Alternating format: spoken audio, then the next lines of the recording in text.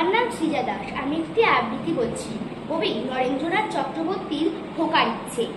উঠতে বসতে বাবা হাঁকেন, বলবো তোকে কি আর, হতেই হবে তোকে দেশের মস্ত ইঞ্জিনিয়ার।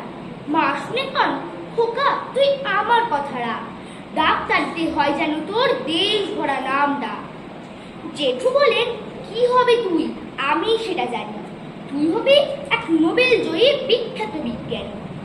একই সাথে সবাই বলেন অন্য কিছু নয়, এবার তোকে হতেই হবে স্কুলের ফার্স্ট বয়।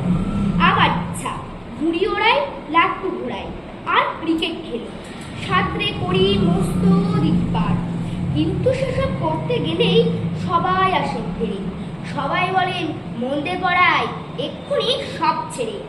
কি আর বলবো, এখন আমার অবস্থাটা এই, লেখা পড়ায় দিন কেটে যায়, কিচ্ছু খেলা নেই। এক একজনের এক এক ইচ্ছা, সবাই দিচ্ছে তারা, তার ফলে ভাই আমার নিজের ইচ্ছে গেছে মারা।